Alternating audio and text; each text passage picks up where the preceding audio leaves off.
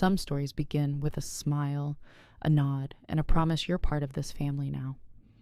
But then the one person who truly believed in you is gone, and you realize you were nothing more than a disposable pawn erased from everything you helped build. I was once the woman everyone admired, the mind behind a $100 million company, praised by my father-in-law as the strategic brain of this family. And then, one funeral later, I was pushed out of my office, deleted from the company website, and assigned the role of making coffee. But they forgot one thing: I'm not the type to retreat quietly. I'm the woman who would gather evidence in silence, build a power base underground, and return. Not to beg for my old seat, but to take everything back. This is my story. A silent, ruthless overthrow. A rebuilding of an empire with strategy and steel, and a message to anyone who's ever been dismissed. Don't seek revenge with rage. Seek revenge through victory. Chapter 1. When my name vanished from everything, they replaced my name with my sister-in-law's name on the company's official website. No warning, no announcement, not a single explanation. I only stumbled upon it on a Thursday morning while reviewing the content for the upcoming strategy meeting. Vanessa is better at posing than planning. A half-joke tossed carelessly during a meeting. I forced a smile, as if I hadn't heard a thing. But scratches don't need to bleed to hurt. They turn me into a shadow, a dim reflection of myself. She, Isabel, was only my husband's sister. Yet in the company she ordered me around. Vanessa, take notes. Vanessa, prepare the pastries, serve the tea. It seemed to them that was the only value I had left. I used to be the one running the meeting at this table. I used to be the one presenting strategic plans. But today I stood by the door clutching my briefcase as if trying to hold on to the last shred of dignity, while Isabel smiled lightly and said, "Those little cheesecake bites you made the other day were pretty good. Make some more, won't you?" I froze. Around me were people who once greeted me with the title Chief Strategy Officer, people who once nodded intently as I spoke. Now they avoided my gaze, turned away, some even stifled laughs. Just 6 months ago, I had been the pride of this company. 6 months falling from the peak straight into the abyss. I used to be the star of the boardroom, the one who shifted the course of an entire declining market. I remember it vividly when Richard, my father-in-law, the founder of Morrison & Associates, placed my plan on the table and said, "Vanessa, you've just solved the problem that's haunted us for 5 years." When he looked at me, I knew I wasn't just Cole's wife anymore. I was valued. I was the future leader of this firm. I had a place, a voice, real influence. But all of that died with him on that fateful March day. Today I am told to fetch tissues and prepare desserts for the meeting. And they, the very ones who once praised me, are slowly turning their backs bit by bit. They don't need to fire me. They only need to make me feel I no longer belong here. But what they don't know is I am not the kind of woman who gives up just because I've been pushed out of the boardroom. I am watching, I am waiting, and I am planning. They mistake silence for weakness, but soon they will realize I've only been preparing for a strike powerful enough to ensure they never rise again. Chapter 2. From Director to Coffee Maker. I remember exactly the day when everything truly began to crack. It was the 31st day since Richard's death, and I knew precisely because I had counted every single day in silence.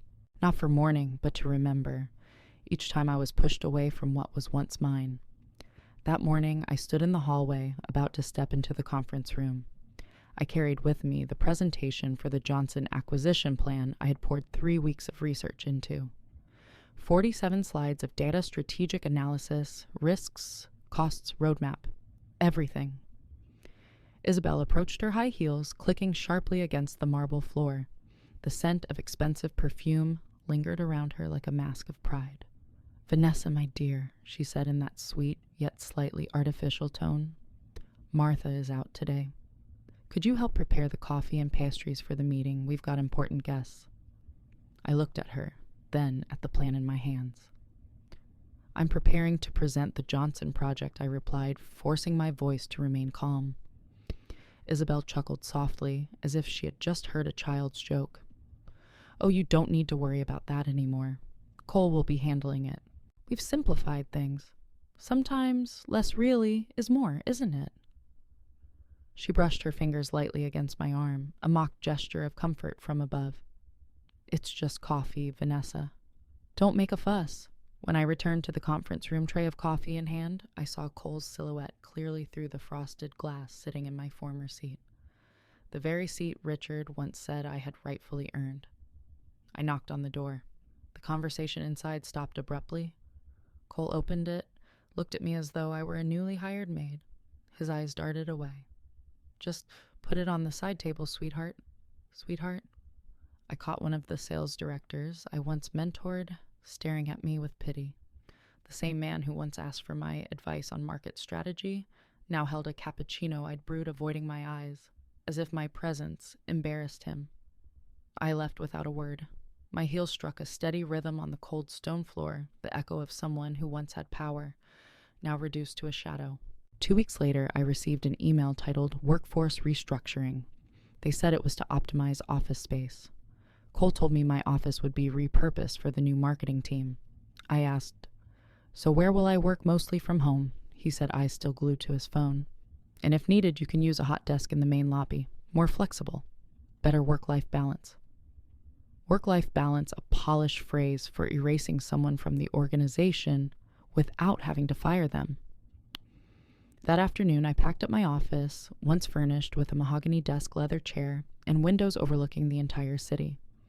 I filled 3 cardboard boxes with awards notebooks, family photos. Cleared away the evidence that I had once been here, once created something of value. The next morning, a fresh-faced graduate took my place. He was cheerful, eager, and completely unaware that he was sitting on a foundation I had bled to build. I watched as they removed the plaque with my name from the door. In its place, a new one gleamed. In that moment, I didn't cry. I just felt cold, because I knew I wasn't finished. Not like this. Chapter 3. When my name vanished from history, I discovered it on a Thursday morning. By then, I had already grown used to the feeling of being shut out of the machine. No more meetings, no more stacked emails, no more knocks on the door asking for my input. But I still woke up early, brewed coffee like an old habit, and opened my laptop. I told myself I had to keep up with industry trends, that maybe there was still hope of being called back. That morning, I visited the company website just to see if they had announced anything new, a harmless habit. But when I clicked on the leadership section, my heart stopped. Richard, my father-in-law, was listed with a small black and white photo alongside the words 1952, 2024, founder. Next came Cole, my husband, CEO, beaming confidently, photographed in perfect lighting exactly the way I once coached him for internal communications. Then Isabel, co-CEO. My name was gone. No more chief strategy officer, no role of any kind. No mention of me in the company's history, not a single line acknowledging my achievements, as if I had never existed there. I scrolled through every page. I searched everywhere the history section archived press releases, internal documents. Not a single trace of me. No recognition that I had revived the Southeast Asia division, driving over 40% growth in just 6 months. I sat there frozen. The glowing screen in front of me felt like a slap to the face. Then I broke down in tears. Not because of the job, not because of the title, but because they had deliberately erased an entire part of who I was from something I had helped to build. That evening, Cole came home late. I was still sitting in the office, or rather, the former office, since now I only used it to skim through reports to pass the time.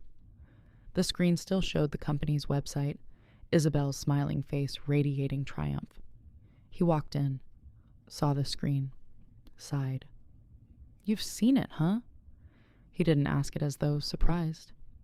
He asked it as though it had already been arranged.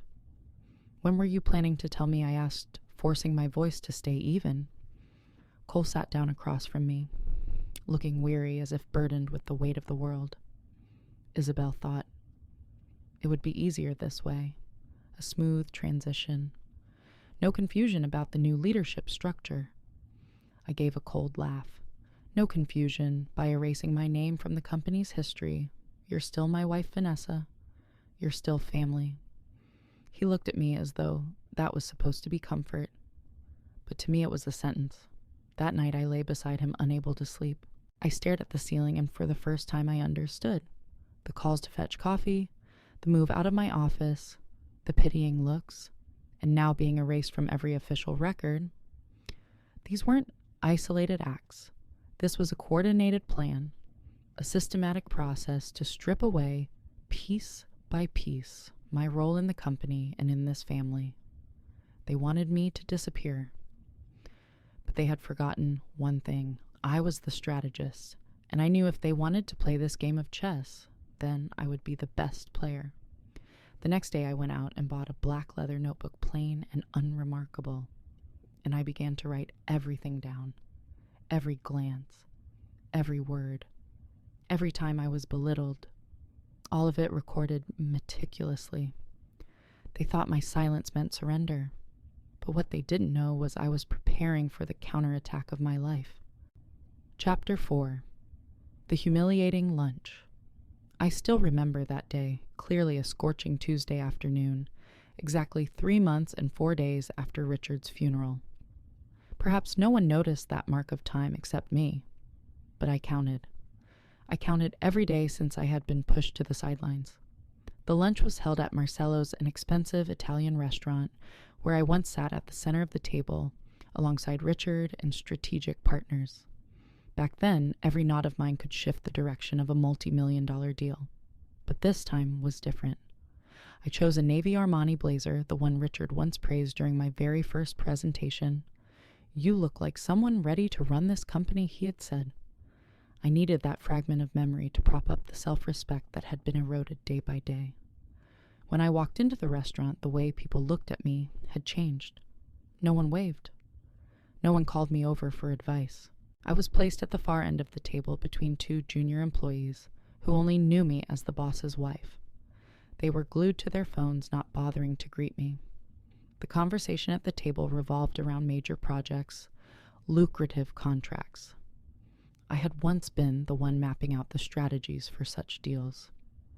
Now I sat in silence like an ornament, missing only a little sign that said unnecessary.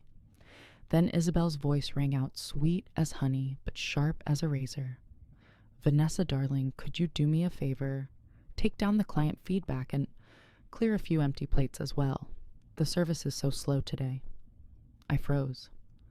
A brief silence fell over the table. Eyes turned toward me.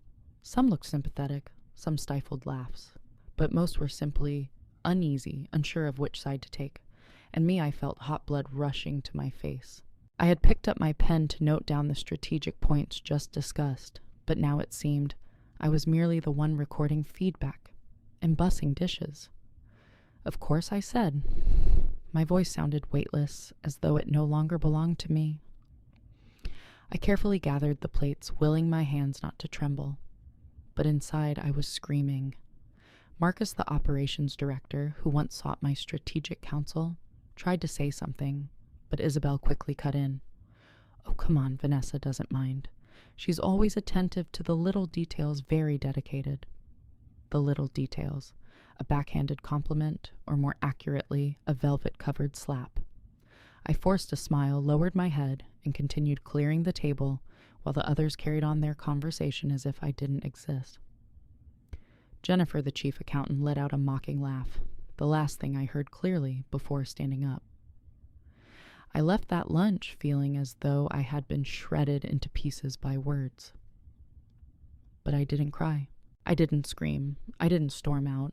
I went home and walked straight into the office. Cole was on the phone discussing next quarter's strategy numbers, a project that I had once been responsible for. I waited until he hung up. We need to talk about what Cole looked up, brows furrowed as if annoyed at being interrupted.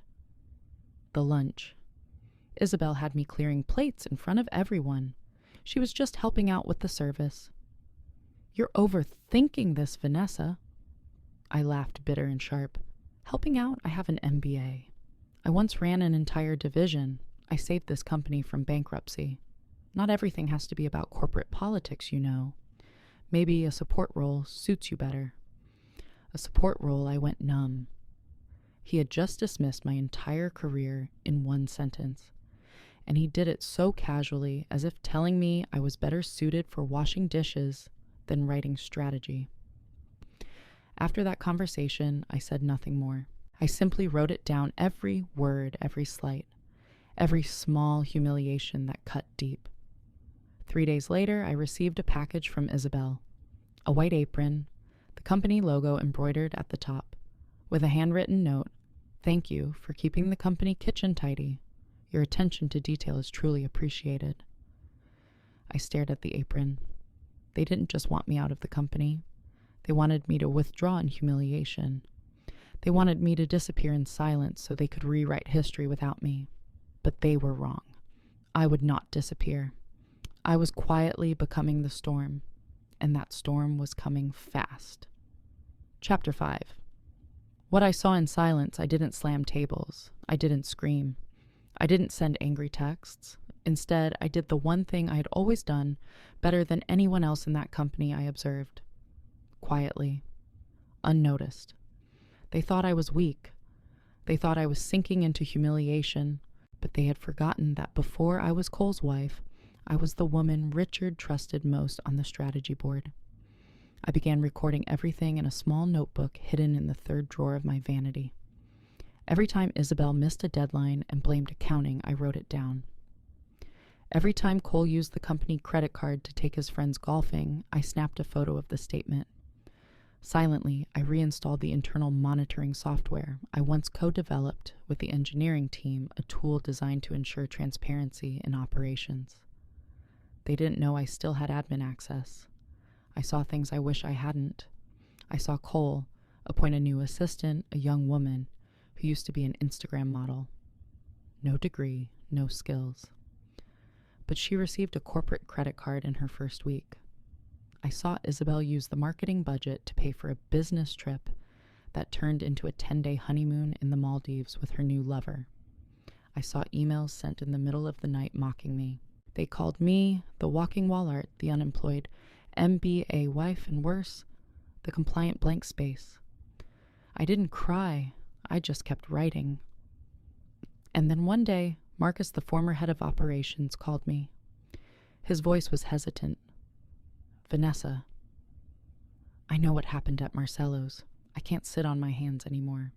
I said nothing. "I have a copy of Richard's original internal restructuring plan signed and sealed. In it, he appointed you as the estate representative in the event of his unexpected death." I froze. But after the funeral, Isabel and Cole changed everything. They told everyone you no longer wanted to be involved with the company. I knew it was a lie, but I had no proof. I did, and now I had Marcus. I met him at an old cafe, the same place I had signed my first major client deal. Marcus placed a small USB drive in front of me. Inside were emails, PDFs, revision histories, everything. I opened my personal laptop and pulled up a scanned copy of the plan Richard had handed me just days before he passed.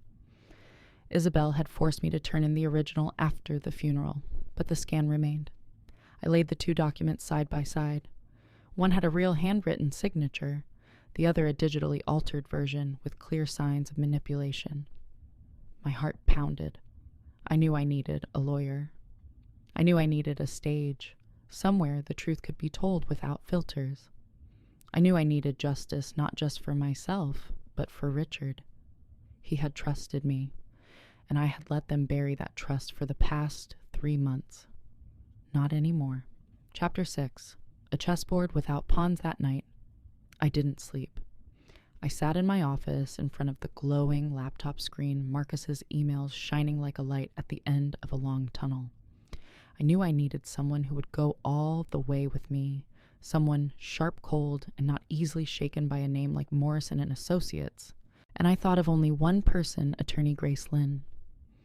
Grace had once been Richard's legal advisor on major M&A deals. I had never seen anyone make Richard sit quietly and listen like she did. No need to raise her voice. No need to slam the table, just one sentence that could land you in court within 30 days. I sent a simple email at 2:14 a.m. It's Vanessa. If you remember the contingency plan Richard once mentioned, it might be time to activate it.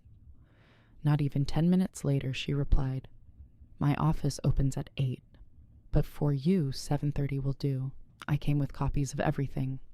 The altered documents, the original plans meeting notes, share transfer records, and even a handwritten note from Richard scribbled on a yellowed slip tucked inside the wooden box he used to store his cigars." After I finished, Grace leaned back in her chair. "You've quietly amassed nearly 50% of the shares on your own," I nodded. "There's 4% left, and I know exactly where it is." She smirked, her eyes lighting up as if she'd just met a worthy adversary. "You didn't come here to ask whether this is legal, did you? I came to ask, how do I strike so they can't recover in time?" Grace smiled. "Then you've come to the right person." From that day on, we became a perfect team. While Grace handled the legal side, I focused on the strategy to acquire the remaining shares. Part of them belonged to Margaret Willis, Richard's former executive assistant, now retired, living with her daughter in the suburbs. She never liked Isabel. The last time we met at a spring party, she told me, if Richard chose you to succeed him, he wasn't wrong. I visited her on a rainy afternoon. No lawyers, no contracts. Just a cup of tea and a few old letters she had kept from Richard, where he called her the keeper of the company's memory. When I offered to buy her shares 20% above market value, she didn't even look at the number. She just asked, "What will you do if you take control?" I promised no revenue growth, no shiny transformation. I simply said I will restore the true value of the name, Morrison. She signed. The remaining 2% plus were scattered among minor shareholders, people no one had ever bothered to ask. I had Marcus take care of them, and I quietly began drafting the new leadership list, not for revenge, but to prepare for the company Richard once envisioned, where talent came before bloodline, where strategy replaced political games, where women had a voice not because they made great cheese sandwiches, but because they led with brilliance. I was no longer the wife pushed out of the boardroom, no longer the woman serving coffee with a forced smile. I was the woman they never thought to fear until it was too late. Chapter 7. Email and the shattering of coffee. I sent the email at exactly 6:00 a.m. on Tuesday. Just a single subject line. Urgent. Internal restructuring proposal. And inside a brief invitation. Dear Executive Board and Board of Directors, an emergency meeting will be held at 2:00 p.m. today in the main conference room. Full attendance is required. Respectfully, Vanessa Morrison. No details, no attachments, no hint beyond the time and place. I signed the email using the name Morrison for the first time in months, and I knew exactly what they would think. That I had finally surrendered, returning to some support role, perhaps proposing a wellness initiative, or requesting an honorary position to save face. Let them think that. It's always better when the prey walks right onto the banquet table. By noon, the entire building buzzed like a disturbed beehive. I heard assistants whispering in the halls, the communications team making calls to verify rumors of a sudden power meeting. Even security asked if I wanted juice and cookies prepared for the guests. I smiled. No need. Today's not a tea party. Marcus arrived at 1:30 p.m., wearing a gray suit, dark tie, and carrying a deep brown leather case filled with 6 months of evidence, share transfer contracts, ownership confirmations, termination letters, each document prepared with the precision of a surgical operation. He didn't ask if I was sure. He simply said, "The shares are locked. There's no reversing it now. Want to wait until they're all seated or drop the bomb the moment you walk in?" I took a deep breath. Wait until they're all seated. I want them to feel every second of it. 2:03 p.m. Isabel walked in late as usual, holding a latte, her heels clicking like she was strutting down a red carpet. She glanced at me, smirked, and said loud enough for the room to hear Vanessa, "Did you bring cheesecake today? Or should we order catering for this little restructuring meeting?" A few awkward chuckles echoed around the room. The crowd, once my colleagues, once the ones who celebrated my appointment, now looked at me like I was some unfortunate joke. I said nothing. I simply stood up and calmly opened the file folder. Before we begin, I'd like to introduce the legal representative of the current majority shareholder of Morrison & Associates, Marcus Chin, representing Meridian Capital. The room went still, like the oxygen had been sucked out. Marcus stood, walked to the head of the table, opened his case, and began laying out notarized copies of contracts in front of each person. Ladies and gentlemen, through a series of legally executed transactions, I represent the individual who now holds 51% ownership of the company. These documents verify the fact, legal irreversible. Cole was speechless. Isabel turned pale, gripping her latte so tightly the liquid spilled and shattered on the floor, just like her confidence. I pulled out one final folder, the original shares Richard left me, along with a handwritten letter. These last 4% were personally entrusted to me by Richard Morrison, signed in his own hand, as part of a succession plan should things go off course. I now officially assume control of the company as its majority shareholder. No one laughed. No one said a word. I walked over to Cole and placed a thick envelope in front of him. "Cole Morrison, you are hereby terminated. Isabel Morrison, you as well." Marcus made it official, effective immediately. "Their building access has been deactivated. Security is waiting outside." I stood silently watching through the glass wall as they were escorted out of the building. Envelopes in hand faces, white with shock. The same people who pushed me out of boardrooms, who deleted my name from the website, were now standing on the sidewalk, no power, no title, no legacy. And I, the woman they once saw as the coffee girl, had taken back the entire empire, not through shouting, not through tantrums, but through silent strategy, and the very thing they underestimated most: patience. Chapter 8, Where the Forgotten Are Remembered. A few hours after Cole and Isabel were escorted out of headquarters, I returned to my old office. Not the CEO's office, that chair would come. But first I needed to go back to where everything had started. The small desk near the photocopier, where I was once told to make coffee print documents and ignored like a ghost. I sat down, opened my laptop, and sent the first email under my new authority. The subject was simple: reconnecting with the forgotten. The recipients, a list of those who had once been cast aside. The older women replaced by high-energy interns. The single mothers told the company needed someone more flexible. The quiet workers dropped from projects because they didn't fit Cole's young and dynamic company culture. I sent an invitation to each of them, not an apology, but an opportunity.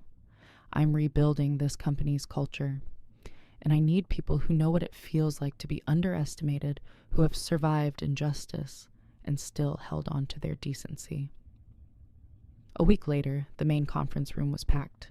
No expensive suits, no flashy PowerPoint slides, just a circle of chairs where each person was allowed to stand and speak about how they had been hurt, how they were pushed aside, and what they still had to offer if someone would just listen.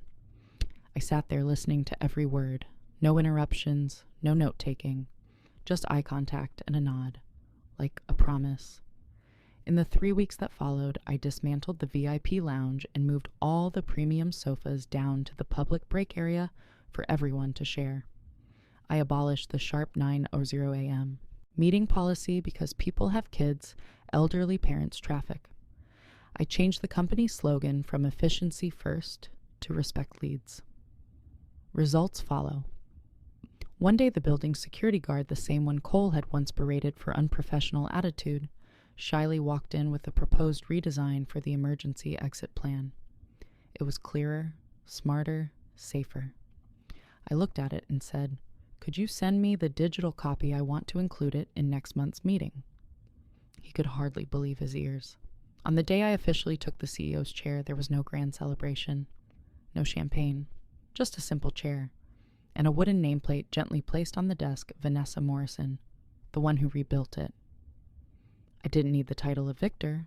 What I needed was to build a place where, if another woman like me walked in, she would never have to wait 6 months just to be seen.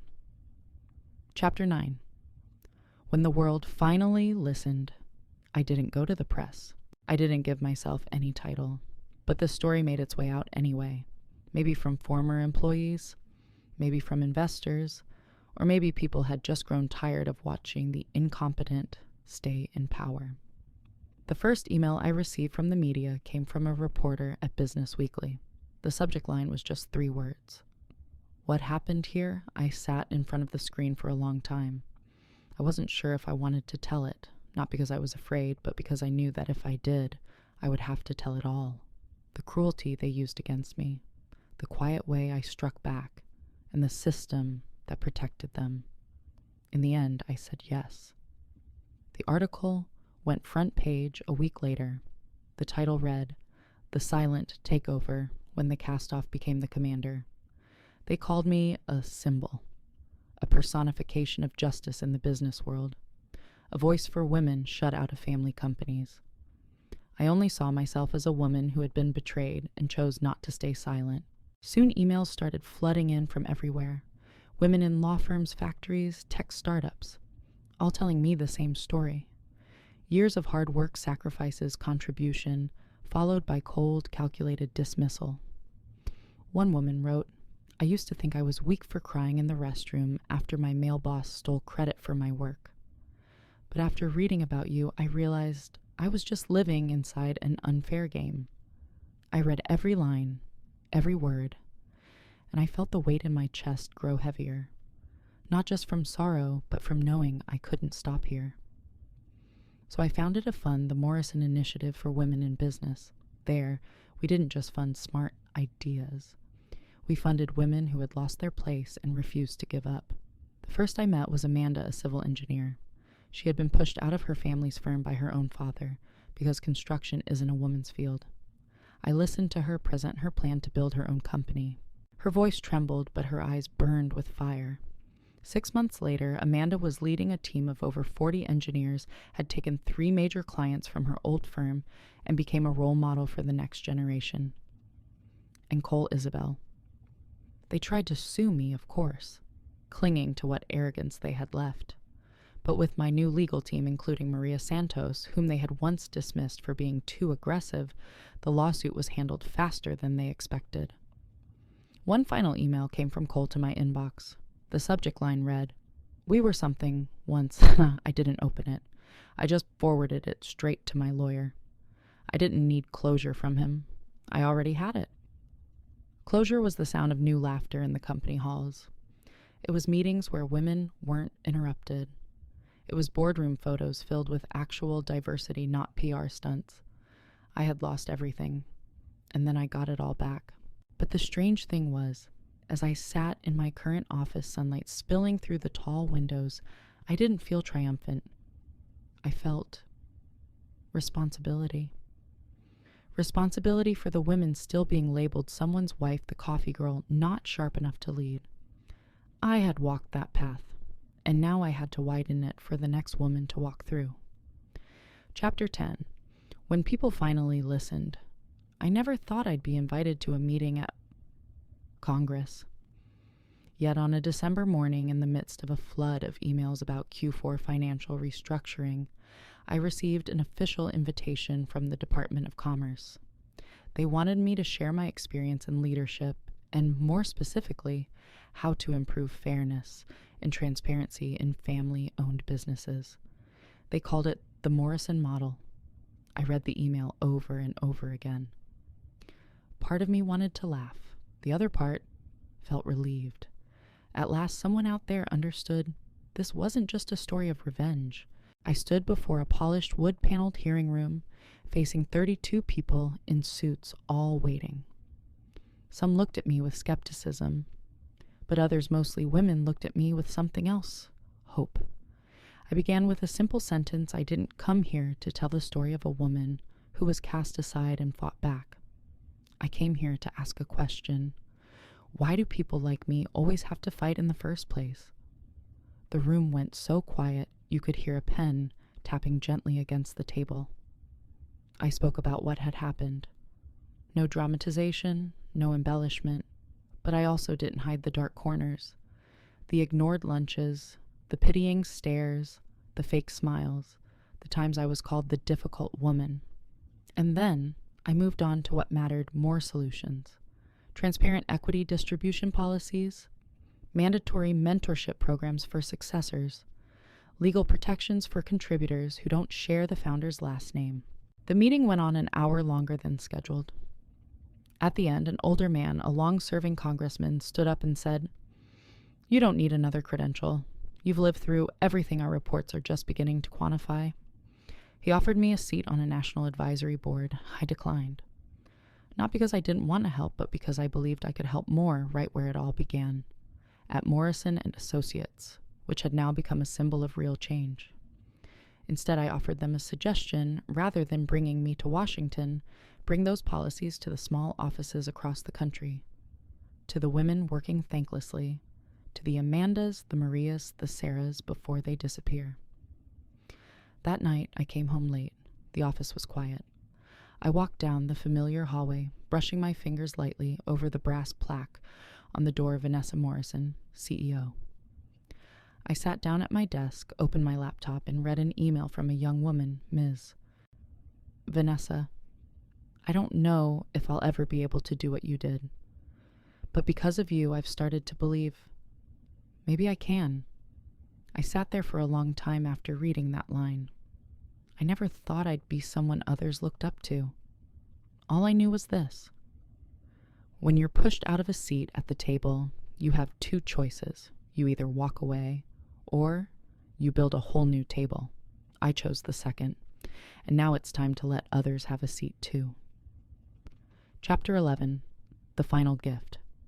I never thought I'd return to that house, the hilltop estate once the site of lavish parties, where Richard Morrison once raised a glass and declared me the future of this family, where I was once called daughter-in-law strategist, one of their own, and then nothing. But today I came back with an official invitation from the family's attorney to attend the one-year memorial for Richard's passing. No one in the Morrison family knew I was coming. I stepped into the foyer wearing a cream white suit, my face calm, almost cold. The familiar whispers returned, but this time they weren't filled with pity or disdain. This time they came from people who had lost their power, staring at the woman they thought had disappeared forever. Cole froze when he saw me. And Isabel? Her face turned pale like shattered porcelain. I nodded politely to both, courteous, but not warm. They invited me to the banquet table, not out of kindness, but because they couldn't risk embarrassment in front of relatives. I took my seat, unflinching. When the room fell silent to honor Richard, I placed a small box on the table, made of ebony wood, simple and unassuming. No one knew what was inside. "This is the final gift I'd like to return to the family," I said. Isabel furrowed her brows. Cole looked at the box uneasy. An elderly uncle asked curiously, "What is it, Vanessa?" I opened the lid. Inside was a copy of the handwritten letter Richard had left me, the letter I had kept hidden all this time. I handed it to the uncle and said gently, "Would you mind reading it aloud? It's in Richard's handwriting." He began to read. The room fell absolutely still. If Vanessa is reading this letter, it means I've passed before I could revise my will. These shares I leave to her. She is the only one who understood my long-term vision. She's the person I trust the most. No one said a word. I looked at Cole and Isabel. They sat frozen, with nothing left to deny. No excuses, no manipulation. I rose to my feet. I didn't come here to reclaim my place in this family because I was never truly part of it, at least not in your eyes. I came to return to the Morrison family what Richard wanted most, a legacy untainted by betrayal, untouched by greed or selfishness. I closed the box and placed it gently on the table. I fulfilled my promise to him. As I left the memorial, I didn't look back. In the car, my assistant, a young woman studying business management, turned to me and asked, "Do you regret it?" "Everything you lost," I thought for a moment, then smiled. No, because everything I lost cleared the way for me to build something more worthy.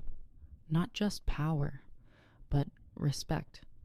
And as the car turned onto the central boulevard where the new Morrison and Associates Tower stood tall, its lights gleaming off the company's nameplate, I knew I hadn't just won. I had won in a way that history would have to remember my name. I don't need their apologies. I don't need their respectful glances. All I ever needed was a seat at the table. Not because I'm someone's wife, not because I married into a name, but because I'm better than them. And I proved it in a way no one ever saw coming. If you're listening to this and you felt overlooked, undervalued, or pushed away from your own dreams, remember this. No one has the power to take away your worth unless you let them. And if you found satisfaction in this story of taking back control, don't forget, hit like to support women like me. Subscribe to Scarlet Vows for more stories of revenge, justice, empowerment. Share this video with someone who needs a reminder. The most powerful revenge is the one done in silence. Now tell me, will you stay silent, or will you rise?